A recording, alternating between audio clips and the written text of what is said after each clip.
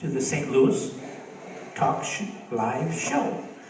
And at this time, I'd like to introduce to you our host for the evening, Dave Roden.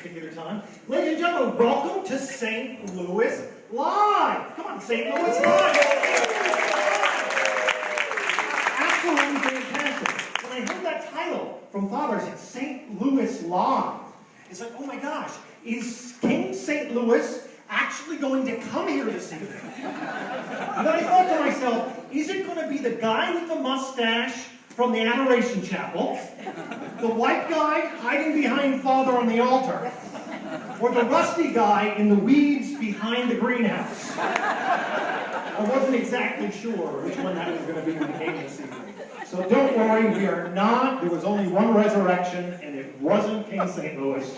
It's just St. Louis Live. Tonight here to talk about conversion. That's the title. Conversion.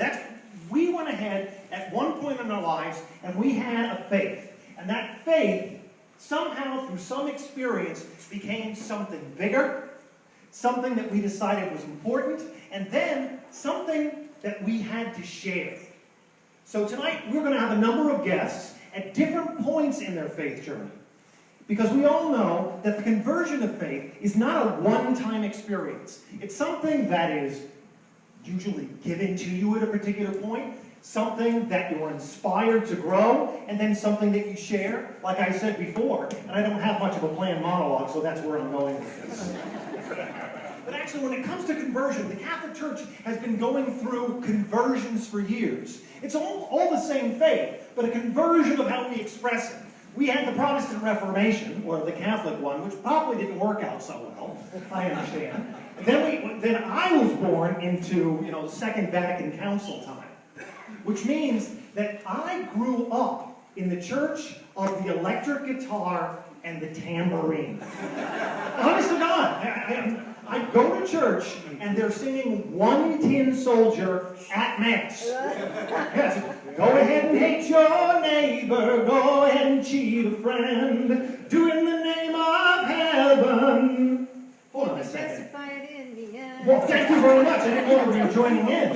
So I thought, hey, this is a really alternate theology that they're teaching us at this particular time. Not the one that I learned previously. Go ahead and hate your neighbor. Go ahead and cheat a friend. So I think I had to check afterwards. I found out that that was irony. Yes. I told one of my Lutheran friends one time that we actually sang this song in Mass. And the only thing he said to me, very completely flat face, he says, Lutherans don't do irony. No, but there's all sorts of conversions. And sometimes we have the experience, and then as a child, we go in and we don't really understand all the different things that are happening in front of us. Because I remember one time, you're going to Mass, you're going to Mass, you're going to Mass, and one time I show up, and there's this big box in front of the altar. Of course, it's a coffin, but I don't know what this is. I turn to my mother and I say, oh my gosh, Mom, that tabernacle is huge! said, no, son, you don't understand. The body's in there. Yeah, I understand. The body of Christ, but that must be a whole loaf. But he says, no, you don't understand. There's a man inside there. So what is he doing inside that box? Don't worry, son. He's in a better place. I said, what kind of box did he live in before that one? I really don't understand where these go. But ultimately, we come to a more rich and a deeper faith. So we're going to start our evening this evening with one of the younger members of our parish. So pleased that she could join us, and to have her experience to this particular point, to go ahead and say, let's look back and did we look at our Christian faith this particular way? Lovely young lady, she's an altar server. I know that she is a member of the Princeton Palms, and she has been away to the conference this summer at Steubenville. Ladies and gentlemen, Kennedy Clubman.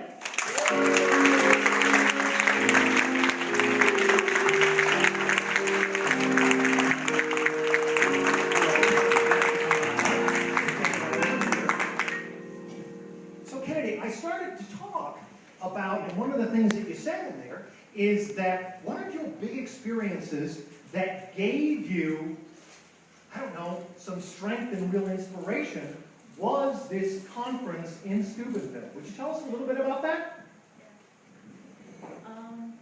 I would just have to say that just being close with everybody, just like talking to everybody in the 8-hour car on the way there, and then just like going there as soon as you like woke up in the morning, and then just getting to like meet new people, and then adoration every night. Saturday night was like the big like turning point for everybody, I would say, because that's when I think like everybody there, even from like different churches, like really found like Christ in their life. And then on the way home, then everybody just started opening up more in the car. Like there was more talking, more laughing. I'm sure there's lots of talking and laughing. You had a little bit of a rough moment on the way home. I don't think the church needs to go ahead and discuss that. Let's go ahead and keep it with the right experience that you had when you were there. Tell me a little bit about that adoration every night. You know, and the one thing that I never thought that I'd hear for a young person is that we went to adoration every night and it was cool. Like, so tell me a little bit more about that adoration. We started off every night when we got there, and we would just like, the band would just play like a few songs, and it was like really fun because it got everybody into like a good, like everybody was just like, I guess you would say hype. And then like one of the speakers would come up, and he was very funny, and he would just like talk about us, and then he would have another talker come on, and then the father there would come, and we would just have adoration. But I think that the thing that got really everybody into, like, to pay attention in the adoration was people's stories and then, like, the talk before. How wonderful about that. So, Father, any chance you're going to add a band to the Adoration Chapel? It's a bit cramped. It's a bit cramped? Okay. Well, you fit Blaze in for that one mass. So, I'm counting on you. So, you, I guess, tell me a little bit, you were baptized a Catholic as a baby. You don't remember it very much, do you? No, okay, good. All right, because if you do, that's astounding. All right. So, and some of your early experiences here, from what I understand, is that you were at St. Louis for a couple of years. All right? And there was a practice at St. Louis that you believe helped you grow in your faith, and I was really fascinated by this process. Would you share with the other people about that? I think that having the first and second graders and the Mondays, we would always have mass in the morning, and just like they were able to read, and then we were also able to bring down gifts, and like as you got older, you could like altar serve if you were able to. But then, like, in the classroom, one of the teachers would let you just, like, write in your notebook. And she wouldn't read the notebook, but you were just able to, like, talk to Jesus is what she would say. And Jesus was the only one that knew what you were saying. And you got to really just tell Jesus how you felt, and nobody would read it or nobody would know what it said unless if you wanted to share what it said. But that opportunity was very rare, just because she wanted you to have your own experience. Oh, absolutely wonderful. What was the name of that teacher? Do you remember? Mrs. Carter. Mrs. Carter. Oh, absolutely. I just think that what a wonderful process. Have you continued to journal? Oh, absolutely. And about your faith. Can we read it tonight?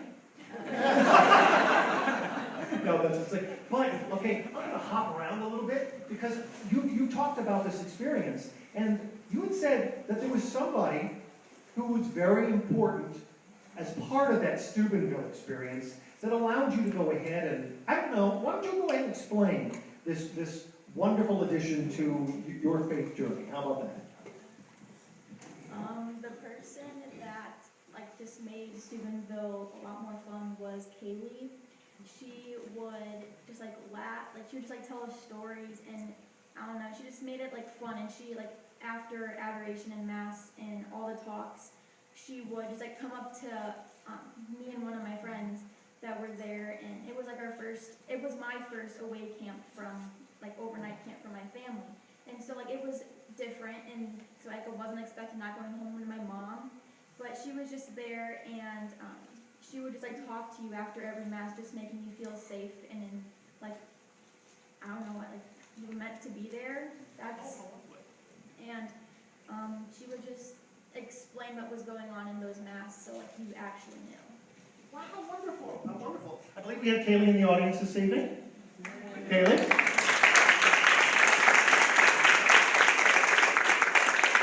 The part that was really interesting to me is that you thought you were going to go home to your mother. So apparently, at one time, Kaylee came to your house, put you in a blanket, threw you in the back of the van, and you woke up at Steubenville. That's fine. I'm glad that she was there for you the entire time. It's called Stockholm Syndrome. Everybody, big hand for Kaylee. Kaylee's over there. Give a big hand for Kaylee.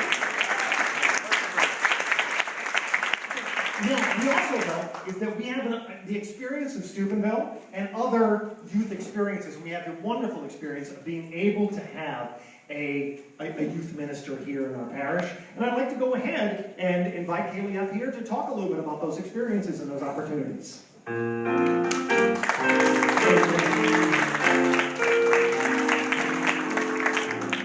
person who's doing the interview didn't get any of the sound from my videos. I'm not in the video. But I had the opportunity to go to 2 of those conferences. It's put on by the Fellowship of Catholic University Students. They happen every other year at the beginning of January. So I went to one in Nashville in 2015, and this one was in San Antonio in 2017. And it's just Steubenville and these STEAM conferences, they're just so incredible, because whether you're from a small town like Princeton, or even just the Newman Center of Bradley, it's so easy to just feel that's all. That's your Catholic community. You just get very wrapped up in that, and you just forget how big the Catholic Church is, and how many people your age are going through the same things as you are, and striving for holiness like you are, and desiring sainthood like you are. And so, yeah, going to a conference that has 13,000 Catholic college students, young adults, it's just incredible, and it just brings you so much hope. And so I'm really hoping to get a group of college and young adult students to go from Princeton, or even the surrounding areas. So if you know of anyone, I've started reaching out, really trying to get a few to go.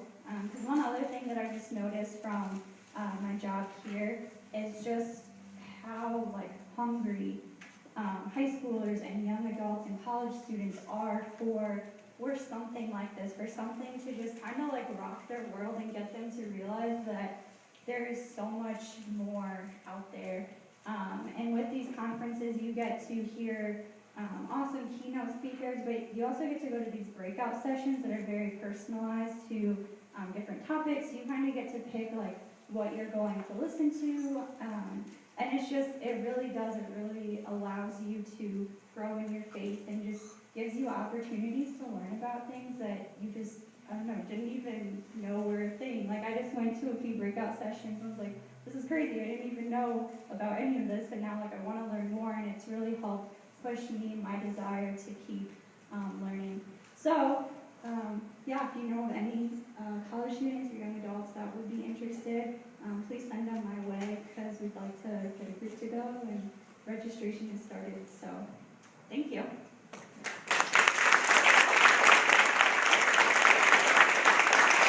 And Kelly also wants you to know, if they don't want to go, she still has that same blanket that she picked up. Anyway, so that's not a problem whatsoever. So I've already discovered that I've actually gone off script. I went out of order according to Father's running order. So, bless me, Father, for I have sinned. But our next guest is going up only one or two more years in the cycle of faith. But she started a little bit later in her Catholic faith than did Kennedy. And you've seen a lot of beautiful things that she has prepared around the church. And she's about to go ahead and make it up here and make this place a little bit more pretty. Ladies and gentlemen, Rita Tracy.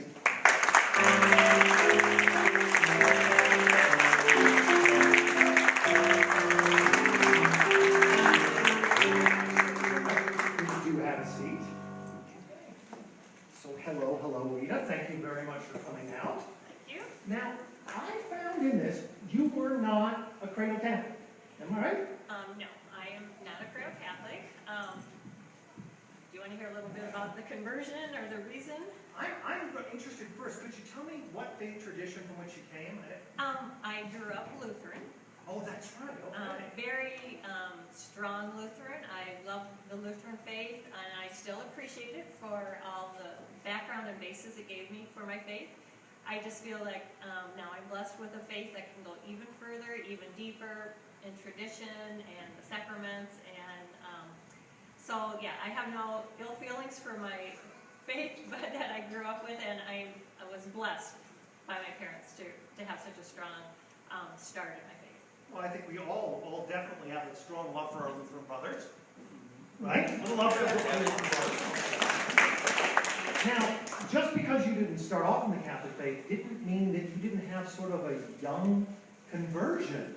Tell me about this New Year's resolution. It was probably when I was about 11 or 12. I was trying to come up with a New Year's resolution. So I decided that even though I already said evening prayers every night, and I wanted to know Jesus more. So I decided that I made a promise that I would never go to sleep unless I read scripture and did a devotion.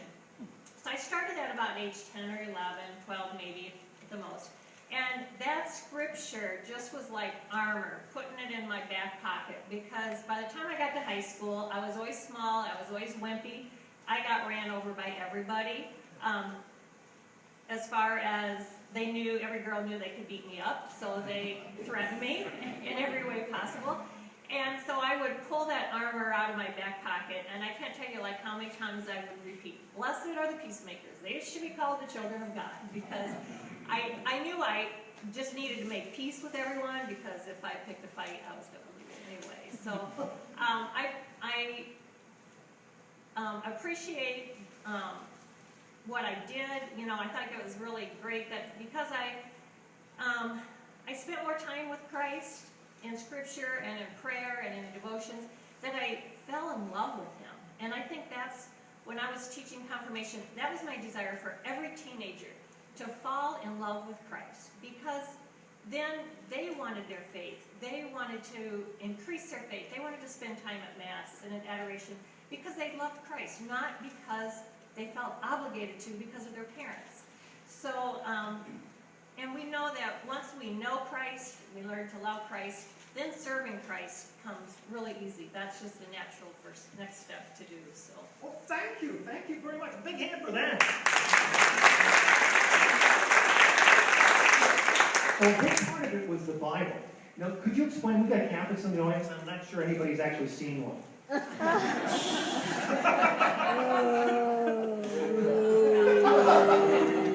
Ooh, sorry sorry about that. I know that we You know have, what? yes. I feel blessed to come into the church when I did because I came in at a time when things have really, everyone started reading the Bible more, evangelizing more, appreciating what they had in their faith more, developing personal relationships with Christ, which 20 years ago, you didn't say that in the Catholic Church. I was reprimanded for saying that at a retreat I was planning for confirmation kids.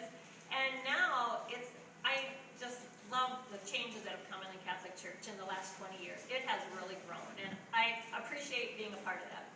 Yeah, a big hand for that one as well. I found it because I was raised in Florida, and in Fort Pierce, Florida, even though there were two Catholic churches, it was a large town, and most people were Protestant. And even in my scout trip, I actually had the experience of having one of the other scouts say, "You're not a Christian, you're a Catholic." Yeah, it's just amazing that we could somehow be excluded. But I know, of course, we have lots of ecumenical experiences now that I've been able to go through. One of those experiences that is ecumenical, at least in the Peoria Diocese, and is welcome to other faiths, is something that is called Cursillo. Cursillo is a 3-day religious experience. I wouldn't want to go ahead and tell you absolutely everything about it, but it's not exactly your idea of what I would call a retreat, but it's been a fantastic experience for myself and for many people from our parish, including some of our guests. And we just have a little bit about Cursillo here. Transformation, the conversion that happens in the Cursillo experience. Absolutely none of these people had accents before the video started. For the entire weekend. It was really weird how they came out. So, but that also is, that is an Alabama thing, and nobody goes to Camp McDougal around here. But one thing I want to say is that there are several experiences. I have my experience with Illinois Valley Cursillo, but I also had my original Cursillo in the western part of the diocese. I don't exactly know the King's Retreat Center or something that was called, Dave? King's House or something like that? We were at the Villa Vicentelle. I was not personally in the Villa. I was one of those in-between years. It was Coleman Hall. Coleman Hall, okay, because the thing I remember the most was sleeping in a room with a gentleman next to me who was apparently incredibly nervous and incredibly flatulent. So even though I wrapped my pillows and my jeans around my head, I'm still thinking that I was hearing the bombing at Iwo Jima. But nonetheless, it was a wonderful experience. and it was one of the things that has brought me here today. It has also brought our next guest at least one of his steps here along the way. You might know Mario most famously as the father of Jessica, but he also has his own experience. Ladies and gentlemen, Mario Carlone.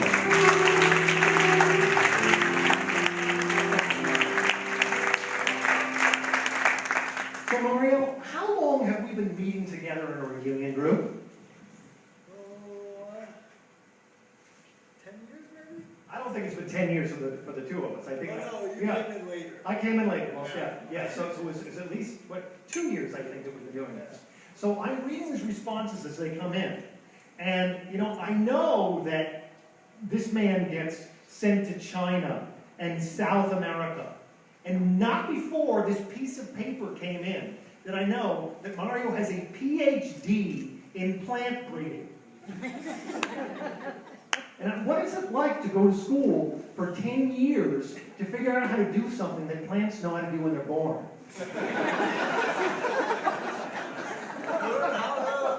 I think coerce them into doing it better. Well, coerce them into doing it better, much like learning about your faith. Yes. Most definitely. So why don't you go ahead and tell me a little bit about, the early part of your faith. Again, we have a cradle Catholic, but maybe not necessarily somebody who was completely turned in and turned off, shall we say. Yes. When I wish I had I could say that I was perfect from day one. But I think I might have turned off my boots.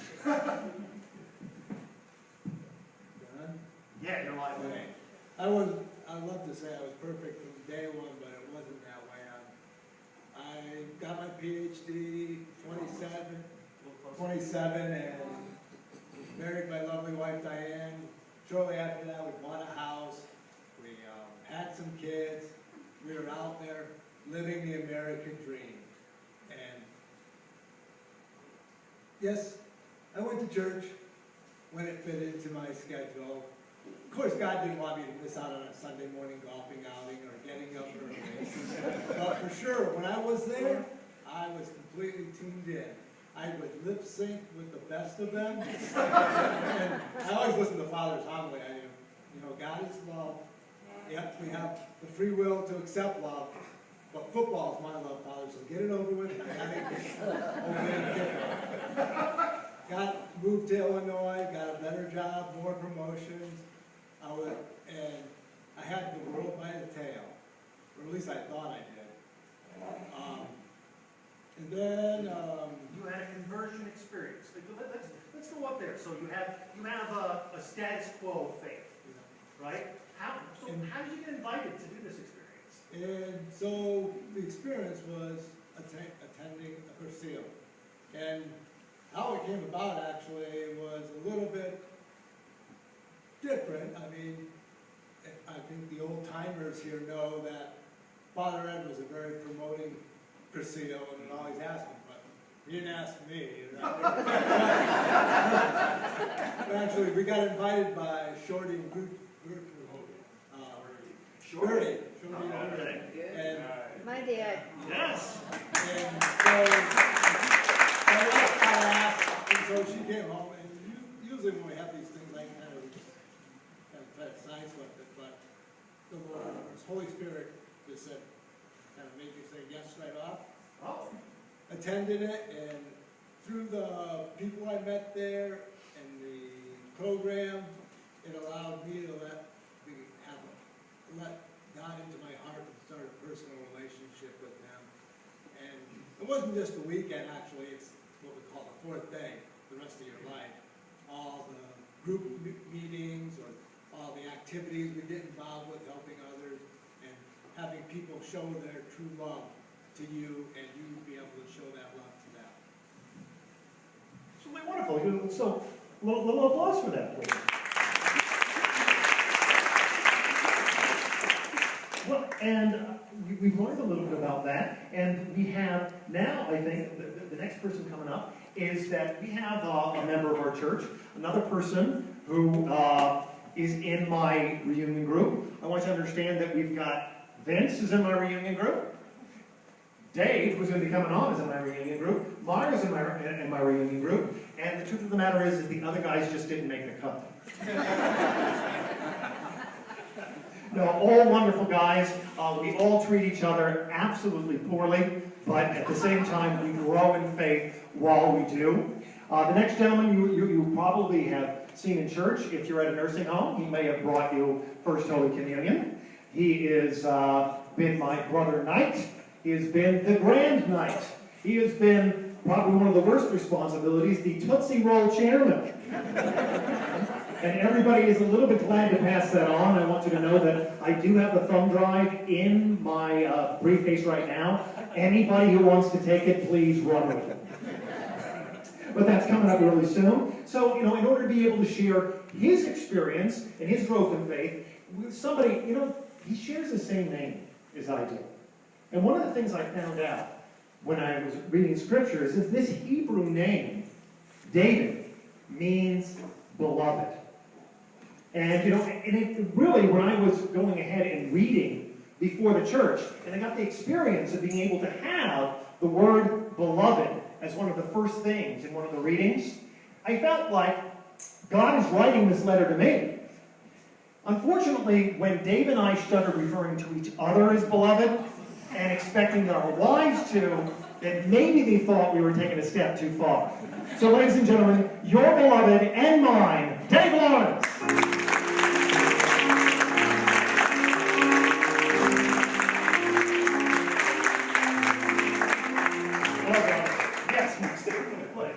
So, well, thank you very much. Have a seat there. I just figured I'm the only one who gets water this evening, so forget it.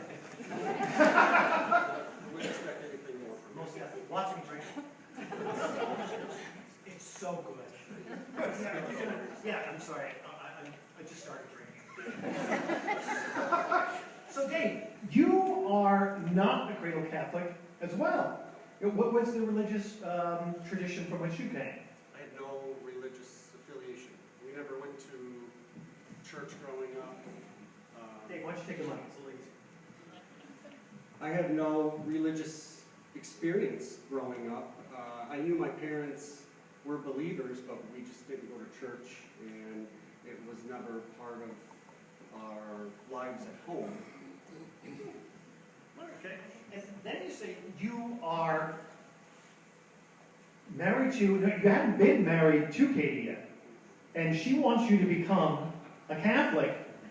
A Catholic. You come from no real tradition, like Jesus is good is about your theology, right? Pretty Okay? much, yes. And you just say, sure, Catholic sounds nice. I mean, no convincing whatsoever?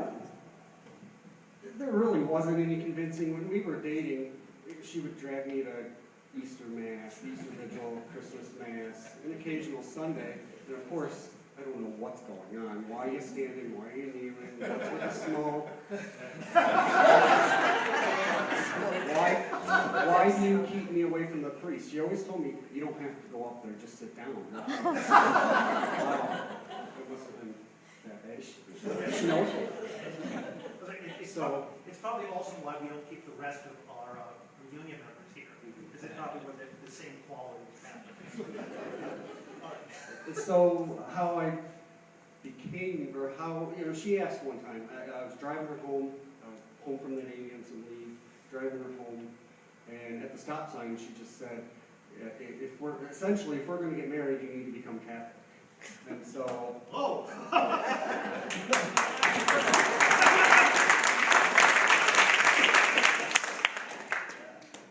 So, 1,000 thoughts go through my brain. I loved her, and so That's good. because I worked on it, someday I hope we have kids, and it would be weird if Dad's sitting at home watching ESPN football pregame while her and the boys are, GWT. of course, Yes.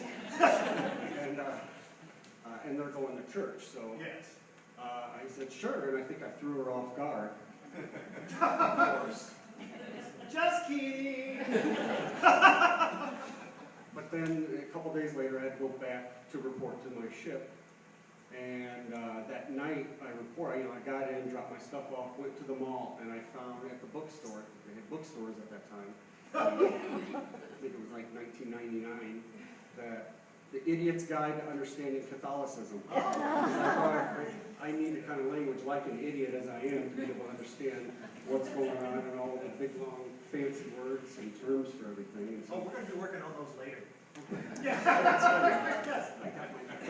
That's it. So you went out on the bus, on the ship, and so you're learning about Catholicism through a dummy's guide, Catholicism for Dummies, basically. And how long were you away? That was at the end of my enlistment. I think I must have had about 6 months left. Because that was around Christmas time, I believe, and I was discharged in July. Okay. What was the weirdest thing you learned in that book at that time? Well, I didn't understand half of it at best, and it was an idiot's guide, so I guess not really having any experience, it didn't really compute. Where we had a handful of masses that I had to go to. But reading it, it was like Greek to me. I didn't know. It was Latin.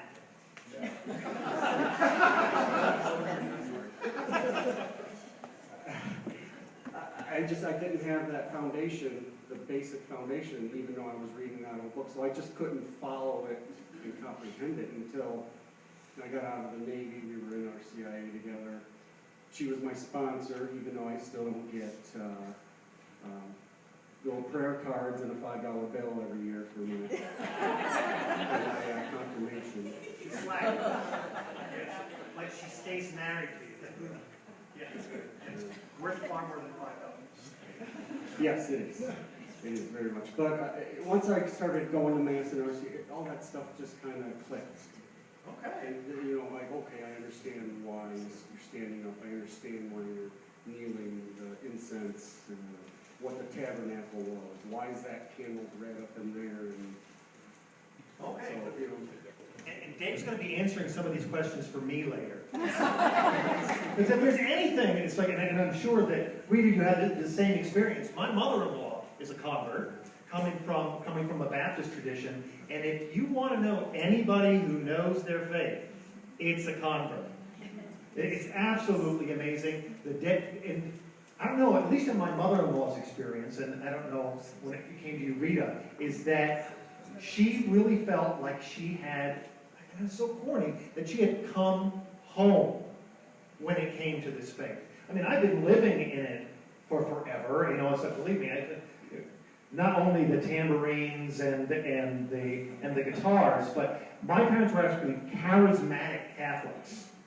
Honestly, I mean, we'd go to prayer meetings where people would talk in tongues on New Year's Eve. It's fascinating.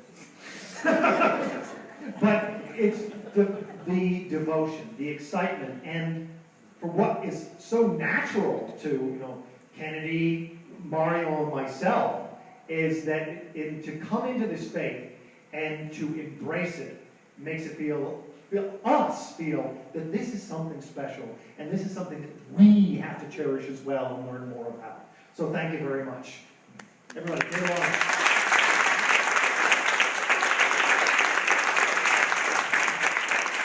Another experience within the Cursillo world is kind of like young people's Cursillo. It's a different expression of that, and that is called Teens Encounter Christ, otherwise known as TEC. What are the age ranges again for TEC? 16 to 20. Everybody out there, what are the ages for TEC? 16 to 21. 16 to 20. So, you know, this is an experience for young people to take a 4-day and learn about Christ. Oh, now I'm here right now. So, Mario, there is a TEC that is coming up. In fact, they happen rather regularly. Would you go ahead and answer to that? Yes, they happen. Take the mic, do it. Okay, Sister probably. Oh, shall we defer to her? She Because we have probably those times, but they usually have a couple in the fall and a couple in the spring. September And what's the next 29. By the end. The end of September. End of September. How does somebody sign up? Either there's applications online, Okay. or hopefully a lot of the kids that have taken it, that are in school, try to promote their friends to go along. Because when all the texts that I've been on, it's usually like, if you get a couple to come, then they kind of bring all their friends. If you can't get those couple, you kind of lose them. It's kind of like, it's a game or nothing. Yeah, believe me, school social worker, I think all the parents know out there, there's a point that the most important thing in the world to the children is the other kids. We go ahead, we take them only so far, but if we can have people like Kennedy, right, to go ahead and guide other people into the faith, people who are willing to go ahead and say, yes, I'm a POM, yes, I am in the FFA, yes, I'm a student, but I am also a Christian, and this is something that's very important to me too. Well, and maybe even someday, we'll go ahead and we will find a vocation. Actually, we all have one, but some of them are more apparent than others. In fact, some are so apparent that they wear black and white to church all the time and probably most of their lives. I have not knocked on her door at nighttime and come over just to see what she was wearing at the particular time. That's kind of creepy. But as I said, there are so many ministries with which this woman's involved, and I'm not absolutely sure because I was absolutely overjoyed, but I do remember at St. Margaret's Hospital when I had my first child that somebody came into my room and they were offering communion to me, and they had said that they were a nun, and I was just absolutely overjoyed because I had been raised in Catholic Church, and I was just like, oh my gosh, I'm a nun in this place with me at this particular moment. Can I help you? Was that me, sister? Was that me with you? She will be 19 in October. So So you remember absolutely every birth from 19 years ago, don't you? But without much ado, let's go ahead and have her talk for herself. Ladies and gentlemen, Sister Anne Germain.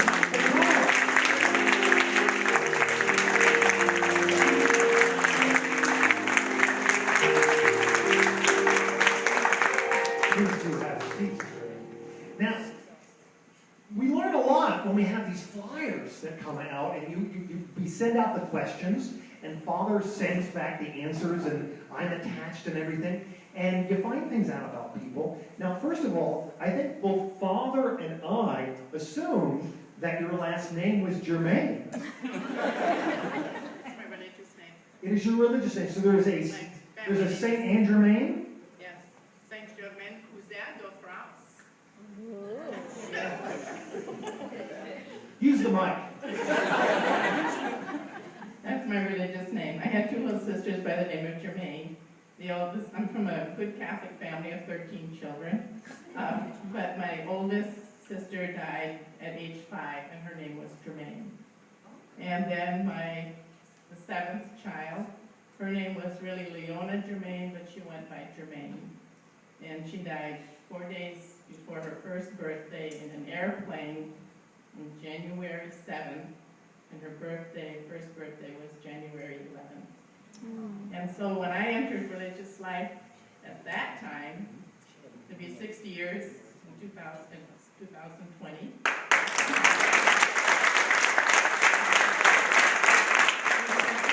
into France, our mother house, of choices that we would like for our religious name. And my first choice was just Sister Germain. My second choice was Anne Germain, because I wanted the Germain. And then my third choice was Francisca, because I wanted Mother Cabrini as my patron. But my dad said to me, "Where did you get that name?" He said, "Did you get it out of a wheelbarrow or something?" So thanks be to God, I didn't get my first choice because there are so many Germains. It's a French name, so many Germains in France. Okay, so now we learned that this last name Picard. So what is the feeling that you know that like 500 years in the future that one of your descendants is going to be the captain of the USS Enterprise? Leave that up to God. Okay, because we know it's happening. So, sister, you say you're raised a cradle Catholic, all right, and you have these somewhat, I'll say some terrible experiences for a young person to have, but you embrace your faith. How early on did you feel that, and where that God started speaking to you, and give us the experience about your vocation? Well, we had Sisters of St. Joseph in my home parish, and then where I went to school at Notre Dame Academy was our sisters. Anyway, when I studied for confirmation, I think is where it really began to crystallize that we studied some of the saints, and St. Joan of Arc was a woman that really just like grabbed me. And so I thought about her life and I wanted to be a warrior. I love horses, but I didn't want a white horse. But anyway, I wanted to be a warrior, not for a country or that, but for souls. And that was the seed, I think, that began for my vocation. And then I was going to a Catholic school. Like I said, we had Sisters of St. Joseph in our parish, but I wasn't really attracted to them that much. But for the Notre Dame Academy, when some of the sisters used to kind of bug me when I was in high school about being a sister, because I would look nice in the long habit because I was tall. Well, I go like that. Anyway, but one day we had a priest that came in and gave a conference, and I have no idea what this priest said. But something that the priest said made me start realize that my life was not really mine, but it belonged to God. And so because I didn't want the sisters to get ideas that I was really thinking or, about maybe being a sister, because some of them used to kind of bug me because I thought my sister Yvonne, she's more intelligent. But anyway, I used to kind of go in the chapel, duck behind the organ in the corner, so none of the sisters would see me in that chapel. And then I'd say to God, after this priest did this retreat, I'd say, you know, I'm 16 years old now, and it's time for me to think about my future. And then I said, and this is what I want to do. I want to get married, I want to live on a ranch with a white picket fence around it, have some horses, and went on and on, a nice guy to be married and father to my children. And then I kind of went like this. But if you want me to be a sister, I will. I got to hear that part. So I wanted him to hear the first part. But anyway, one day, one of the sisters that I deeply, deeply respected, she was the principal of the school. And I was working for my room and board. And so I was wheeling this cart of milk for the day students in. And she said to me, my baptismal name was Marianne, by the way. And she said, Marianne, she says, do you ever stop and think of joining us in August? Like that. It was like a deep peace broke inside of me. And I knew that's what God wanted me to do. And so then I went home and I told my folks, and they supported me 100%. It was very hard for me to leave because I was the second mom for my younger brothers and sisters. But the grace of God, be 60 years in 2 years.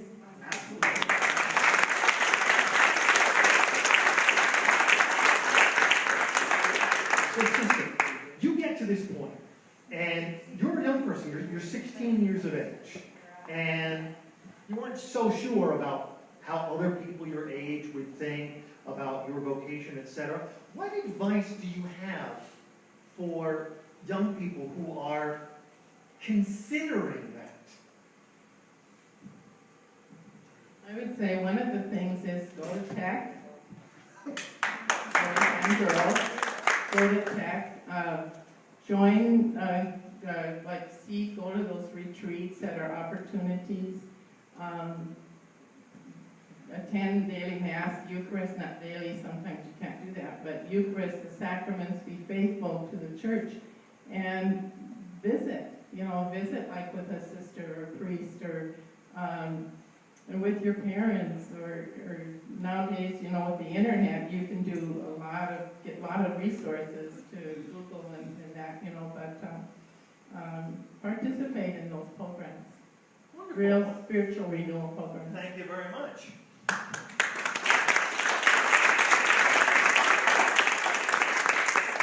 Kennedy, I'm going to go ahead and throw this question to you, actually.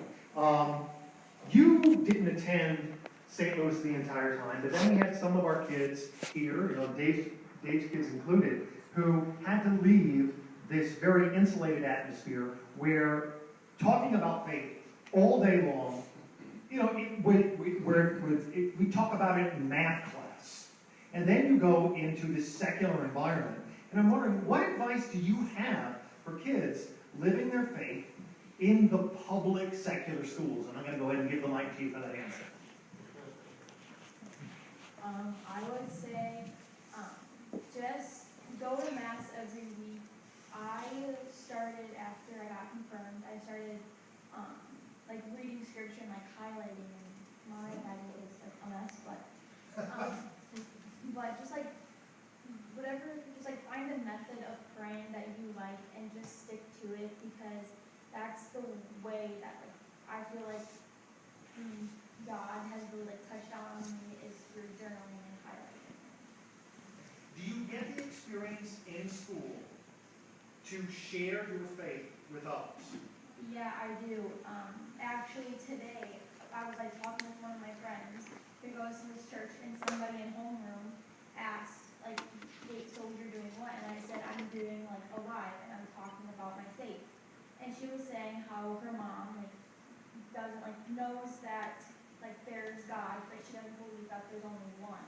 But she said, but her mom is willing to support her in any way, and she was willing, she wants to be religious, but her mom isn't. But her mom will support her in any way, and she is either considering Lutheran or Catholic. And I was just telling her like some things that really helped me. Wonderful.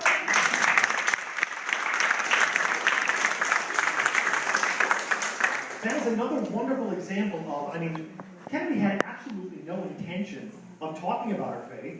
She was just, it was a completely natural experience with someone else to be able to begin talking about her faith, and that motivated another person.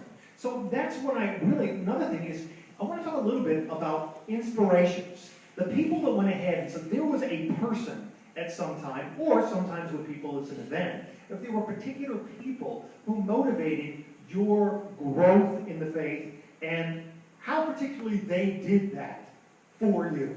Dave, do you mind going in and take this?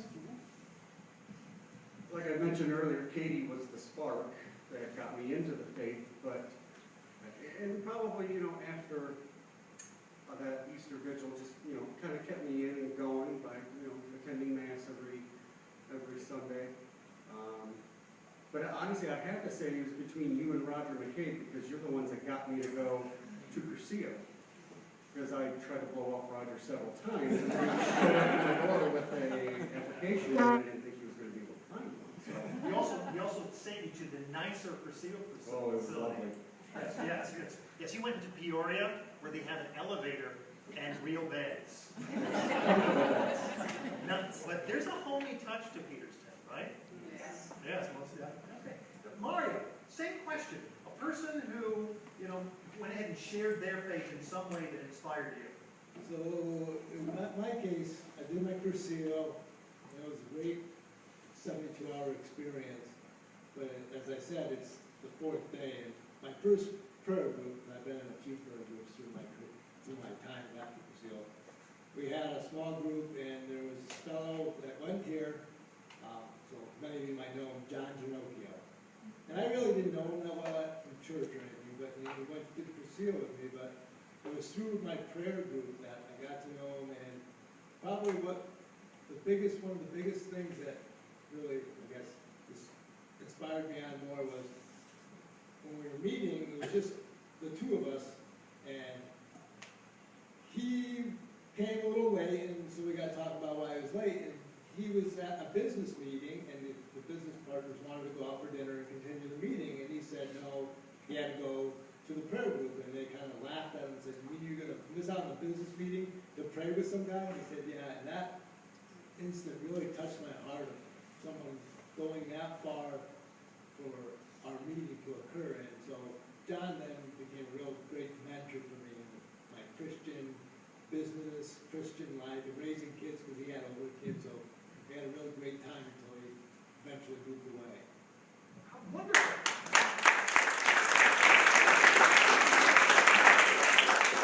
Now I'm wondering, Rita, now here you are, raised and faithful in the Lutheran tradition, and you say that, I believe you said, your family knew everything there was to know about Catholicism.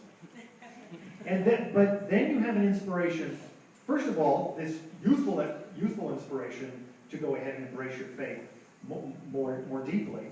And you were not a Catholic even immediately after you were married. Yeah. Jokingly, I said my mother and grandmother knew everything about the Catholic Church while I was growing up, except they'd never been inside of the Catholic Church. They just let me know everything about it. So my journey into the church actually started 45 years ago this past summer when Tom and I started dating. And it was on our first date that we started arguing about faith and religion and the Pope. Because 5 years earlier, my sister and her husband, who are now married 51 years, this past weekend, they were a Lutheran Catholic mix also. And they decided to get married. They planned the wedding. They got the groomsmen. They got the bridesmaids. They ordered the dresses. Oops, where is the wedding going to take place? Well, between a Lutheran family and a Catholic family that mixed like oil and water, they had to elope. So they did not get their wedding as they hoped. But like I say, they're still married. So 5 years later, when I started dating Tom, Mom and Dad weren't real happy about the whole thing anyway, another, potential hiccup here on the road. So Tom and I started debating, and we did apologetics before either one of us had ever heard the word apologetics. We were using them trying to defend our faith. And we did eventually get married. We were married 10 years, and our youngest son was going to receive his first communion in Morrison, Illinois, and we were at a parents' meeting, and stupid me, I answered every question that the priest threw out there, and just, loved it. And he said, after the meeting, he said, now, Mrs. Tracy, would you please come into my office, and I need to talk to you. And so I did, and his first words out of his mouth were, "You're not Catholic." I said, "No, I'm not." And I smelled my son his first communion, and he said, "Yeah, but I think it's time you be Catholic." And that's what it took, was an invitation from him. He also loved my biblical background and asked me if I would start teaching CCD classes immediately, the New Testament. Sure. So it took us, we were married 10 years, and that would be 30 years ago, because it was our 10th anniversary that I actually joined the church, along with the baptism of our youngest son, Sean, who just turned 30. So, and I have to say that was one argument that I lost with Tom about, I said, "I'll never be Catholic." I think we're all glad that you had lost that argument. Yes. So, we go ahead and we come to faith. We have the inspiration ourselves. We have people who inspire us. But we learn eventually that this faith that we have to share it. It just cannot be contained within ourselves. That somehow it's going to, we talk about that whole thing, believe me. I think Father was there when I talked, the week that I, last year, understood, faith, hope, and charity, and how those things work together. That there is an intellectual decision that I'm going to believe, that there's that belief there, and that hope is that's that point that it's given to you by God, but ultimately there's charity, and that's that you have to share the love of God with others. And I'm wondering how that has worked in your own life. I'm going to go ahead and give that question to you, Sister Anna. Wow. As a young sister, when I was an X-ray technologist for a number of years, as a young sister working at St. Margaret's Hospital, in those early days, the patients had their religion on it. Now we don't do that because of confidentiality or conflict of interest, or whatever it is. But anyway, it never mattered to me, because I was a sister for God's people. Whatever faith tradition people were, I always was present to them. I always said, as an X-ray tech, I radiated them 2 ways. With the X-ray beam and God's love. And so many times, people that were of other faith traditions and that, I'll never ever forget a couple incidences where, especially like this one man, he had been in and out of the hospital many times in the 5 years that I was there. He was always Protestant, on his band, and I'd have prayer with him sometime and that. But anyway, he was on the X-ray table this one day, and he was in excruciating pain. It was a long procedure. And out of the clear blue sky, he said to me, "Sister, I'm supposed to be Catholic." I said, "Really?" I said, "I didn't know that." And I said to him, I said, "God is always standing out there with his arms like this, ready to receive you." And so I said that if there's anything I could do, let me know, and I'd be praying for him. He says, "Well, you can pray for me, but don't do anything more." And so I said, "Okay." So in the middle of the night, he called for me. So I go and see this man, and he was ready to see the priest. It was a powerful turning point in my religious life. And then he wanted to see the priest, so I called a priest from uptown, and he came over and he heard his confession, gave him Holy Viaticum, the anointing, and his whole family. His wife was Episcopalian, one son remained Catholic, and there's 3 others that were other faith traditions. And there was a knock on the X-ray door. And it was his whole family. And they came down to thank me what I did for their dad, because they'd never seen him so happy. Oh, And at peace. And he died that night. He died that night. died that night? In the peace of the Lord, yeah. And I just have many stories like that my life as a sister has been a part of. Like another gentleman that was in with cancer, a young man, and working with the chaplain in the hospital. This one day, the priest said to me, he said, I'm going to go up and see so-and-so now. And I said, yeah, Father, he's ready to be baptized. And he was baptized. Absolutely wonderful. Now, of course, Sister says she has many, many stories. Father thought we were going to go to about 7 o'clock tonight. Is it okay if we go ahead and stretch this out a little bit further? No one really likes that. Hey, clap if you'd like to go further. Thank you very much. I'm wondering, let's go ahead and say, so somebody else, another experience. So Dave, I want to bring this to you because you go ahead and, if anybody don't know this, Dave is an extraordinary minister of the Holy Eucharist, and you're actually going to the nursing homes in the area, and you are literally bringing Christ to people. And would you, I mean, if there's anything that I said, and I think it's probably the inspiration with you, is when my mother was in a rehab. Yeah, my mother was in rehab. It was tough for us.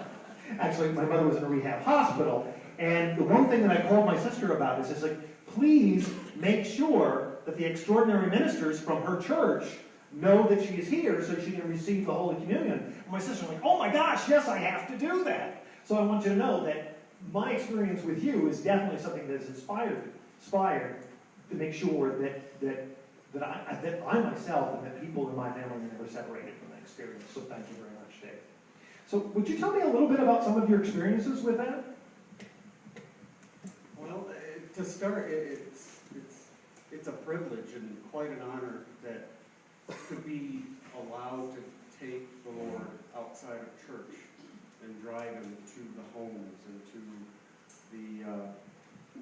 the nursing homes and distribute it to those who need it. Let me see. I can think of one, well, I can think of a couple. First, there was a gentleman at Colonial. His name was on the list. I walked in and he was asleep, but the nurse just like me kind of woke him up, and I said, no, I'll just give him a bulletin and I'll go and I'll say a prayer for him, give him a blessing. And she said, no, I'll wake him up. So he wakes up, rolls over and looks at me, and I introduced myself and I said, I'm here to give you communion. You're on the communion list for this week. And he looked at me and goes, what's communion? I said, I stopped and I go, well, are you Catholic, sir? No, I'm not Catholic. And he mentioned another religion, but he was very interested. And honestly, I think I spent about 10 or 15 minutes in there answering his questions about the faith and what we believe and what that means to us. And he was very intrigued. And at the end, he goes, yeah, I'll take one of those things. So I tried my best not to laugh in his face. But I said, I can only give you a blessing, sir. You're not Catholic. I can't give you communion. So he was happy with that, and I gave him a bulletin. And of course, with all of them, I go, do you want me to make a note on the list for Father? And he said, no, not right now. He goes, let me think about it, and we'll see.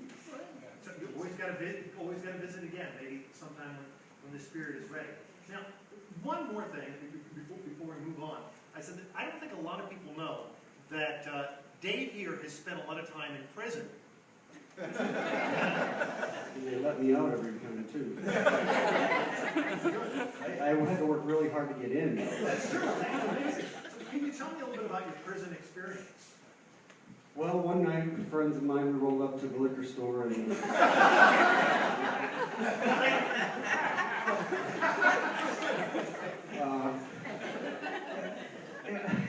it started by listening to Gene Menard and Al Taylor from our prayer group. They were talking about going to Sheridan, and I asked a little more information, and then the next week, Gene, being the good guy he is, handed me an application, so I filled it out and got credentialed to get in, but it is, again, that's another privilege and a blessing, because the guys that come, they starve for us from the moment. They'll tell you, we can't wait for you to come back next month. We go on the first Sunday of the month for a few hours for prison Altreyas, yes. And They have to be up to a privilege level Yeah. in order to be able to attend. and they got to apply and get a ticket or a pass to go.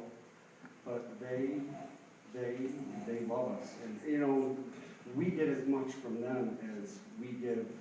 It's reciprocal. What the growth in our faith from the volunteers and the inmates.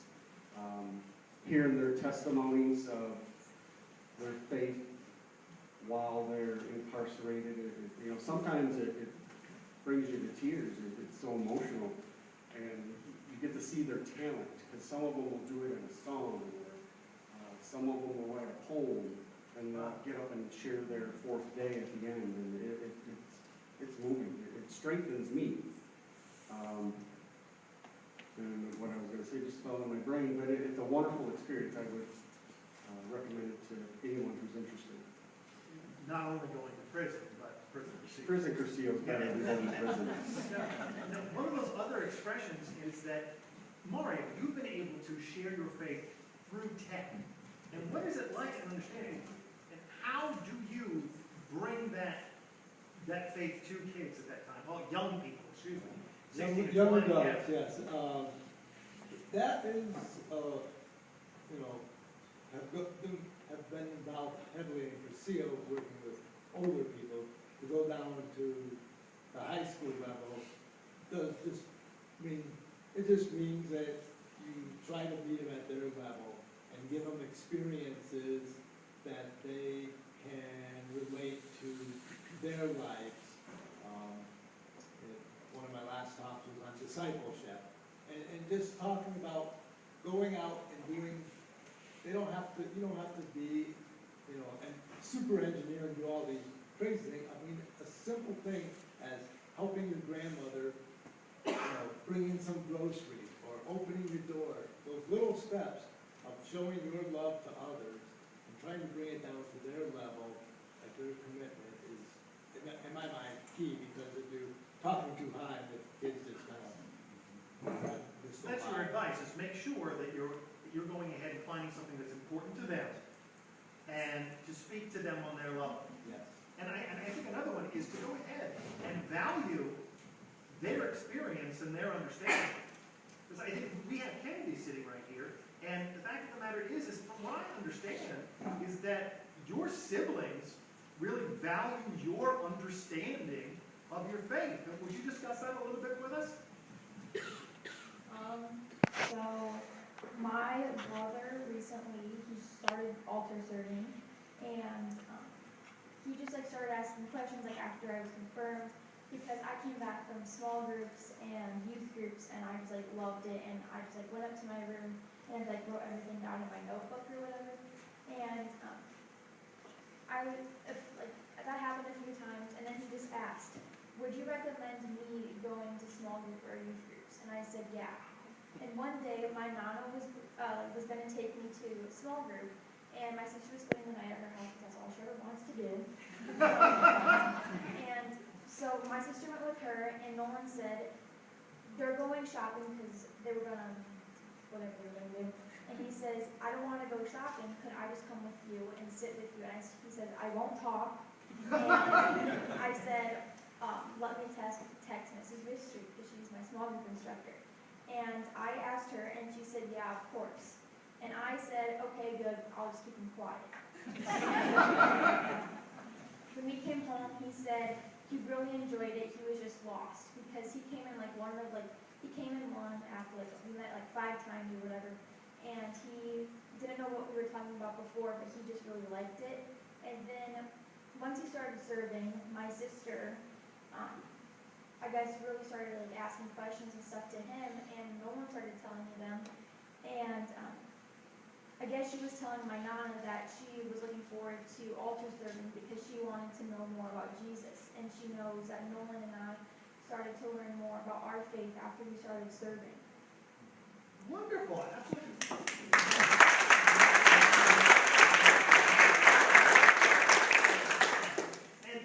And with that said, we had a little game that was set up, but we've been here a heck of a lot longer, and we don't have to get to that because I think that we have definitely enjoyed our experience. Excuse me, what we got there? 8. 8? What is that? This goes to 8. This goes until 8 o'clock? This goes until 8 o'clock. So we're going to have a fantastic... So we have locked the doors. And it's going to be... It's a lock-in. And Dave, have you brought all the necessary material? And you brought the blankets, right? In order to get them in the back of the truck. Right, Keelan? At the end of the prison, Dave, if it's a lock-in, I know how to bust out. Oh, well said. Okay. Yes, Dave has been let out of prison before, but he always goes back. So, that being said, if you want, would you guys just give us a little music so we have some time? No, we'll be able to set up our game called Catholic Charades.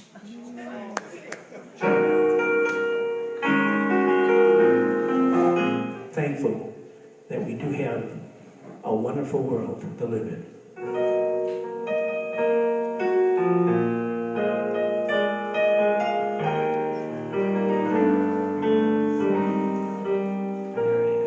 I see trees of green, red roses too. I see them bloom for me and you, and I think to myself, what a wonderful world.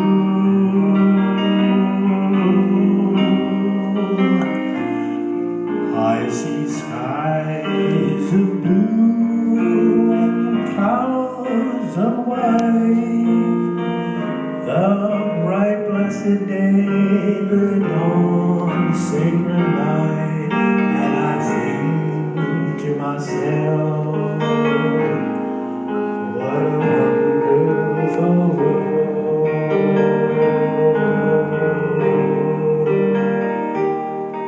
The colors of the rainbow, so pretty in the day, are also on the faces of people going by. I see friends shaking hands, saying, how do you do? They're really saying, I love you.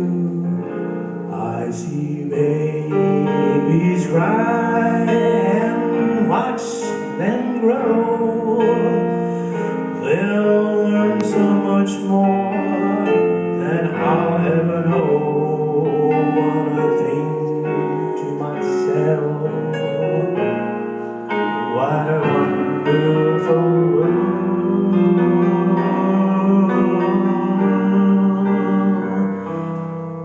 And I think to myself,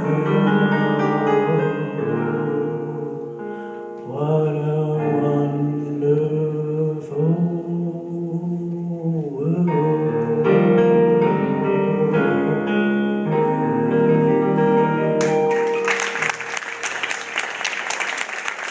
Thank you very much.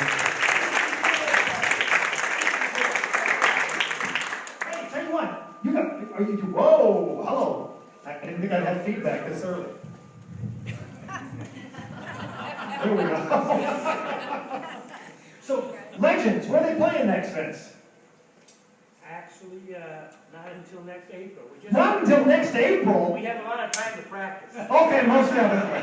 But thus concludes our evening. Thank you guys, you've been a wonderful audience. Give yourself a big hand. Let's hear it.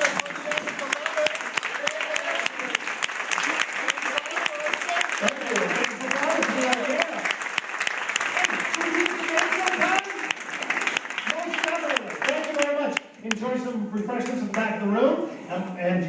lovely dog back there as well.